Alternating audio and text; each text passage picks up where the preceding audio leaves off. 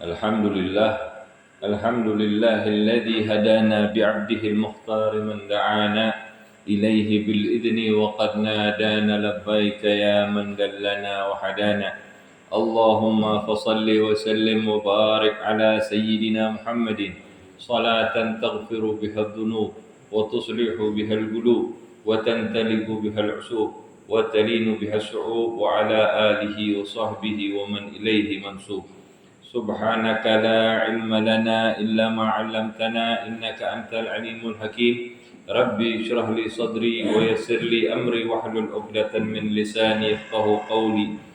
Alhamdulillah, segala puji kehadirat Allah Subhanahu wa taala Rabbul Alamin yang telah menciptakan segala sesuatu dari ketiadaan menjadi ada, yang telah mengatur perjalanan segala sesuatu dalam aturan yang terbaik menurut Allah Subhanahu wa taala, dan itulah sebaik-baik aturan.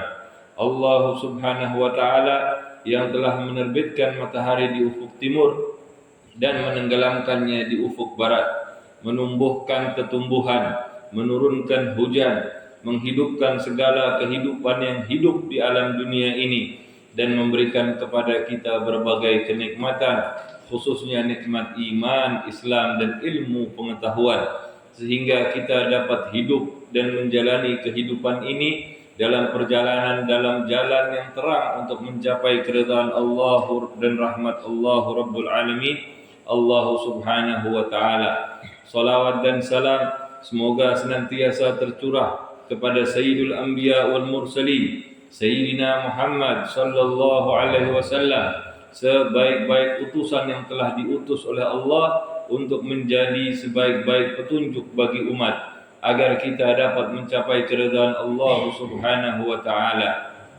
Beliau sallallahu alaihi wasallam adalah makhluk termulia yang dengan kita mengikutinya akan menyampaikan kita kepada kecintaan dan pengampunan Allah Subhanahu wa taala atas segala dosa-dosa yang pernah kita lakukan, sebagaimana disebutkan di dalam ayat A'udzubillahi minasyaitonirrajim, qul in kuntum tuhibbunallah fattabi'uni yuhibbukumullah wa yaghfir lakum dzunubakum innallaha ghafurur rahim. Salawat dan salam itu juga semoga senantiasa tercurah kepada keluarga dan sahabat Rasulullah sallallahu alaihi wasallam serta para pengikut mereka yang setia hingga di akhir zaman. Semoga Allah jadikan kita semua termasuk di dalamnya. Amin ya rabbal alamin.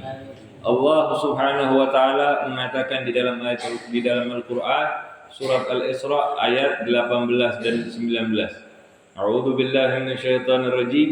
Man kana yuridul ajilata ajjalna lahu fiha ma nasha'u liman nurid thumma ja'alna lahu jahannam yaslaha madmuman madhura wa man arada al-akhirah wa sa'alaha sa'yaha wa huwa mu'minun fa ulaika kana sa'yuhum mashkura.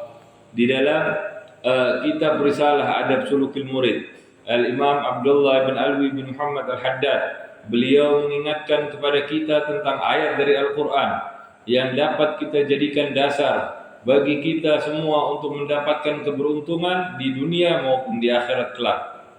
Dikatakan di dalam ayat itu, man kana yuridul ajilah, siapa orang yang menginginkan sesuatu yang ajilah. Ajilah ini bermakna sesuatu yang segera, yaitu maksudnya adalah dunia. Siapa orang yang menginginkan dunia, dalam penjelasannya kita diingatkan bagaimana sikap kita dalam menjalani kehidupan kita di dunia ini. Ada enggak orang yang enggak pusing jalanin dunia? Ada enggak orang yang enggak punya masalah ketika menjalani dunia? Semua orang yang mau miskin, mau kaya, mau sehat, mau sakit, semua pasti punya permasalahan di dalam dunia kita ini. Apabila kita dalam menjalani kehidupan dunia kita itu, maka kalau kita hanya bertujuan sebatas pada kita menginginkan dunia, apa hasil yang akan kita dapatkan? Kata Allah, Allah akan segerakan balasannya sesuai dengan takaran yang sudah Allah tentukan kepada siapa yang Allah tetapkan. Maknanya apa? Maknanya kalau kita menginginkan dan berusaha untuk mendapatkan dunia, untuk dapat kekayaan, untuk dapat pangkat yang tinggi, untuk dapat nama yang harum, untuk dapat kendaraan yang mewah, untuk dapat rumah yang nyaman, untuk dapat segala tentang dunia atau apapun yang ada di dunia ini, apakah mungkin kita mendapatkannya? Kalau dari sisi manusia, jawabannya nggak mutlak. Boleh jadi dia dapatkan, boleh jadi dia nggak dapatkan. Mungkin atau nggak mungkin Allah benar akan menyegerakan balasannya kepada orang yang berusaha semata-mata tujuannya untuk dunia. Tapi kata Allah, bukan sesuai dengan apa yang kita inginkan. Bukan sesuai dengan apa yang kita inginkan, bukan sesuai dengan apa yang kita usahakan, tapi sesuai dengan takaran yang sudah Allah tentukan. Kita mau jungkir balik, pontang-panting, siang malam, nyari duit, nyari harta, nyari segala tentang dunia. Kalau Allah sudah tentukan 100, dapatnya 100. Nggak mungkin dia dapat 1.000.000. Ya? Saliter. Kalau seliter ya seliter udah. Makanya Allah bilang, Allah ingatkan kepada kita semua, siapa orang menginginkan dunia, Allah kasih, Allah segerakan. Kalau dia cuma bertujuan untuk dunia, tapi sesuai dengan takaran yang sudah Allah tentukan dan kepada siapa yang Allah tetapkan. Boleh jadi si fulan berusaha ala kadarnya, si fulan berusaha mati-matian, yang dapat banyak, yang ala kadarnya. Yang berusaha mati-matian, dia dapat justru tidak sesuai dengan usahanya. Kenapa? Karena Allah membalas sesuai dengan apa yang sudah Allah tetapkan, dengan takaran yang sudah Allah tentukan. Kita mungkin termasuk di dalam bagian orang-orang yang Allah tentukan untuk dapetin apa yang kita usahakan, apa yang kita inginkan dari urusan dunia itu. Boleh jadi kita yang termasuk orang yang termasuk di dalamnya. Sesuai dengan apa yang kita harapkan, atau bahkan mungkin lebih. Kita usaha ala kadarnya, kita usaha 100, dapatnya 100. Alhamdulillah. Boleh jadi Allah tentukan begitu. Boleh jadi kita yang termasuk, kita berusaha cuma 100, dapatnya 1.000. Boleh jadi. Atau mungkin kita nggak termasuk di dalam golongan itu. Kita termasuk golongan orang yang berusaha 1.000, dapatnya cuma 100. Boleh jadi. Jadi probabilitasnya, kemungkinannya itu ya mungkin kita dapat atau kita tidak dapat. Kalau kita nggak dapat, tentu kita jadi orang-orang yang merugi. Tapi kemudian apabila kita termasuk golongan orang-orang yang mendapatkan apa yang kita inginkan dan apa yang kita usahakan dari dunia, bahkan lebih dari apa yang kita angan-angankan, kemudian apakah kita menjadi orang yang beruntung? Ternyata jawabannya juga enggak. Belum tentu kita termasuk orang yang beruntung. Kenapa? Karena di lanjutan ayatnya tadi itu Allah katakan tsumma ja'alna lahu jahannam. Kemudian Allah jadikan balasannya, kembalinya dia, disediakan bagi Allah tempat kembalinya itu neraka jahanam. Kenapa? Bukan karena usahanya, tapi karena dia bertujuan hanya untuk dunia. Orang yang bertujuan hanya untuk dunia, dia dapat, dia nggak dapat, dia jadi orang yang rugi. Ruginya di dunia rugi, di akhirat jauh lebih rugi. Karena Allah jadikan tempat kembalinya dia adalah neraka jahanam. Orang kalau misalnya kita usaha 100 dapatnya 1.000.000, untung nggak kita? Untung. Tapi kalau kita cuma punya tujuan dapetin itu hanya untuk dunia, kita jadi orang yang beruntung apa enggak? Kita nggak jadi orang yang beruntung. Walaupun kita kira kita beruntung. Di dunia dapatnya 1.000.000, usahanya cuma 100. Dapatnya kok 1.000.000. Jangan seneng dulu. Harus hati-hati. Kita lihat tujuan di dalam hati kita. Belum tentu itu merupakan keberuntungan, boleh jadi itu merupakan peringatan atau keburukan, kerugian yang lebih buruk lagi. Dalam keadaan yang buruk pula. Tapi dilanjutkan ayat itu juga dikatakan tsumma ja'alna lahu jahannam yaslaha madmuman madhura, dalam keadaan tercela lagi terusir. Di dunia kita pikir kita orang yang beruntung, tapi di akhiratnya ternyata kita masuknya ke dalam neraka jahanam, masuk ke dalam neraka jahanam. Neraka seneng aja nerima kita, itu sudah satu kebaikan, padahal masuknya ke dalam nerakanya Allah Subhanahu wa taala. Tapi ini udah masuk neraka dalam keadaan dia tercela, lagi terusir. Kalau dia cuma punya tujuan dunia. Kemudian apakah kita nggak boleh berusaha untuk urusan dunia kita? Kita berusaha mati-matian untuk perkara dunia kita, untuk nyari duitnya, untuk nyari ini itunya. Apakah boleh? Apakah tercela kita berusaha untuk mendapatkan hal itu? Apa kita nggak boleh jadi orang-orang kaya? Apakah kekayaan dunia itu hanya untuk orang-orang tertentu yang nggak beriman kepada Allah? Nggak juga.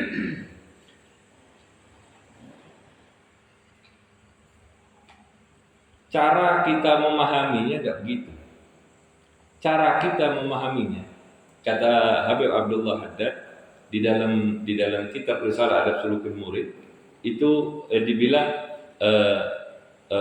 Rasulullah SAW bersabda yang udah sering kita dengar dan insya Allah mungkin sebagian daripada kita hafal, innamal a'malu binniyat wa innama likulli imri'in ma nawa ila akhir hadis. Atau kama qala sallallahu alaihi wasallam. Jadi apakah kita nggak boleh berusaha mendapatkan dunia kita? Boleh, jawabannya boleh. Tapi ada yang harus kita perbaiki. Yang perlu kita perbaiki adalah bagaimana cara kita memandang terhadap dunia itu. Jangan jadikan dunia sebagai tujuan akhir. Ya. Karena dunia akan berakhir. Usia kita di dunia bakal berakhir. Pangkat kita di dunia bakal hilang. Harta yang kita tinggalkan di dunia ini bakal jadi harta waris. Apakah masih punya kita? Begitu kita mati, otomatis itu jadi haknya istri ada, haknya anak-anak ada. Jadi jangan jadikan dunia semata-mata tujuan, tapi jadikan dia sebagai alat, sebagai sarana untuk kita bisa mencapai keridhaan Allah Subhanahu wa taala. Di lanjutan ayatnya kemudian Allah menyebutkan waman arada akhirah. Siapa orang yang menginginkan akhirat, wasa'alaha sa'yaha wa huwa mu'min. Siapa orang yang menginginkan akhirat, dia bertujuan dengan dunianya, dengan dia cari dunianya, dia bertujuan untuk tujuan akhirat dan dia berusaha untuk masalah akhirat. Ya, dia berusaha bersungguh-sungguh untuk mencapai akhiratnya. Maknanya adalah kalau kita menginginkan akhirat, maka kita juga perlu berusaha, harus berupaya. Kalau orang yang menginginkan dunia, naik turun, siang malam, pontang-panting, banting tulang, kita yang menginginkan akhirat juga harus punya semangat yang sama seperti yang mereka lakukan. Bersungguh-sungguh untuk mendapatkannya. Kemudian syaratnya kita beriman. Beriman kepada Allah Subhanahu wa taala, beriman kepada kitab-kitab Allah Subhanahu wa taala, beriman kepada malaikat, beriman kepada para rasul, beriman kepada hari akhir, dan ketetapan baik dan buruk itu semua atas izin dari Allah Subhanahu wa taala.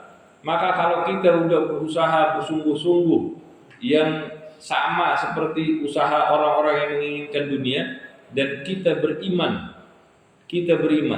kalau kita dapat sesuatu yang baik dari usaha kita, itu adalah ketetapan Allah. Kalau kita tidak mendapatkan sesuatu sesuai dengan harapan kita, itu juga ketentuan dari Allah Subhanahu wa taala. Dan kita menjaga, kita beriman kepada Allah, kita beriman kepada Rasulnya, kita beriman kepada syariatnya Rasulullah. Maka kita jaga usaha kita untuk mendapatkan dunia itu sesuai dengan ketentuan dari Allah dan Rasulnya. Kalau sudah kita jaga semua, kita fahami, kita terapkan iman kita ketika kita berusaha untuk urusan dunia, maka hasil baik atau buruk dari usaha kita, berhasil atau tidak berhasil, yaitu udah ketetapannya Allah. Biarkan aja. Sayyidina Ali bin Abi Thalib karamallahu wajhah wa radhiyallahu taala anhu, beliau mengatakan, kalau saya berdoa kepada Allah dan Allah mengabulkan doa saya, maka saya bersyukur kepada Allah. Tapi kalau saya berdoa dan Allah tidak wujudkan doa saya, maka saya lebih bersyukur kepada Allah. Ditanya, kok bisa begitu? Kalau kita berdoa kemudian kita bersyukur kan emang sudah sepatutnya. Tapi kalau misalnya kita berdoa tapi tidak terwujud, kok bisa lebih bersyukur? Iya, katanya Sayyidina Ali, karena aku lebih bersyukur karena Allah menentukan apa yang telah ditentukannya, dan ketentuan Allah itu lebih baik dari apa yang saya minta. Subhanallah. Ini orang-orang yang berusaha, tetap berusaha untuk akhiratnya, tapi dia lepaskan ketentuan jadi atau tidaknya, berhasil atau tidaknya itu di mana Allah Subhanahu wa taala. Dan usaha itu yang sudah bersungguh-sungguh kita lakukan dengan penuh keimanan untuk mendapatkan harta dunia tadi dengan tujuan akhirat, kata Allah, kana sa'yuhum mashkura. Mereka itulah orang-orang yang berusaha untuk perkara dunia tadi dengan keimanannya tadi itu, yang usahanya kelak akan disyukuri dan dibalas dengan kebaikan oleh Allah Subhanahu wa taala. Kalau Allah yang membalas, adakah Allah kemudian mengecewakan hamba-hambanya? Kita melihat pemberiannya kepada kita selama kita di dunia, terang-terangan atau sembunyi-sembunyi. Setiap hari banyak dari sisi kita, dari diri kita ini yang melakukan maksiat kepada Allah Subhanahu wa taala. Dan Allah menyaksikan maksiat kita kepadanya. Allah melihat, Allah mengetahui kemaksiatan kita. Mata, telinga, tangan, mulut, kemaluan, kaki, bahkan lintasan hati dan pikiran kita Allah tahu maksiat kita. Tapi apa Allah cabut kenikmatan dari diri kita? Bangun tidur kita masih sehat, alhamdulillah.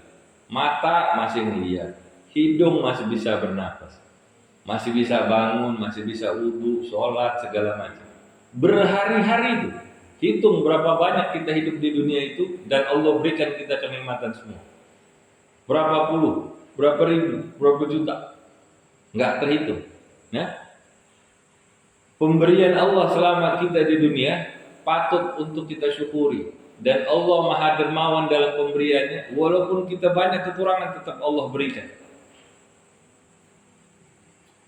Maka gimana kita punya prasangka kepada Allah terhadap pemberiannya nanti di akhirat? Adakah kurang dari apa yang kita dapatkan di dunia, ataukah malah lebih dari apa yang kita dapatkan dari apa yang sudah kita dapatkan di dunia ini? Gimana balasan dari Allah kepada hambanya yang berusaha, beriman untuk mendapatkan dunianya untuk tujuan akhiratnya? Kira-kira lebih nggak dari apa yang kita dapatkan selama kita usaha di dunia ini? Tentu lebih dan lebih dari apa yang pernah kita bayangkan. Sampai nanti kita akan menyangka, ini nih harusnya bukan punya saya, tapi kok bisa saya dapat begitu? Itulah kedermawanannya Allah Subhanahu wa taala. Itulah rahmat dari Allah Subhanahu wa taala. Maka dari hal tersebut kemudian Habib Abdullah bin Ali Al-Haddad menjelaskan kepada kita semua agar kita memperbaiki cara pandang kita, cara kita menjalani kehidupan di dunia dengan menjadikan akhirat di dalam tujuan akhir kita. Ya, kalau ada dari kita sekarang, besok pagi mau berangkat kerja, mau berangkat sekolah, mau berangkat menunaikan tugasnya begitu, itu kalau yang awalnya belum ada niat apa-apa untuk akhirat, mulai tanamkan, usaha tanamkan bahwa yang kita lakukan adalah untuk menggapai ridhonya Allah Subhanahu wa taala dari sebelum berangkat. Ketika sudah berangkat, ketika sedang bekerja, tanamkan, ulang-ulang itu di dalam hati kita supaya apa-apa yang kita lakukan tidak tercemar dengan tujuan-tujuan selain daripada mengharapkan keridhaan Allah Subhanahu wa taala, dan itu kita ulang-ulang terus. Kita ulang-ulang terus di dalam diri kita, di dalam hati kita, di dalam lisan kita, dan kita tanamin juga sama keluarga kita, pasangan hidup kita, anak-anak kita. Semua yang kita kenal yang bisa kita kasih penjelasan kepada mereka, kita sampaikan. Semoga Allah Subhanahu wa taala memperbaiki cara pandang kita terhadap usaha kita di dunia ini, yaitu dengan kita meneladani sang Rasul pembawa syariat yang mulia, Sayyidina Rasulullah Muhammad ibn Abdullah, dan Allah jadikan akhirat sebagai tujuan akhir kita, yaitu supaya kita senantiasa mendapatkan curahan rahmat dan pengampunan Allah selama kita di dunia, ketika kita wafat, kita di alam kubur dan di hari kebangkitan kelak, dan mendapatkan keridhaannya, dan semua kita dikumpulkan bersama dengan Rasulullah, dengan keluarga dan sahabatnya yang dimuliakan, bersama para pengikut beliau di dalam surga Firdausil A'la, tanpa hisab, tanpa fitnah, ala hadhihi niyyah wa li kulli niyatin salihah wa ila hadratin nabi Muhammadin sallallahu alaihi wasallam. Surah Al-Fatihah.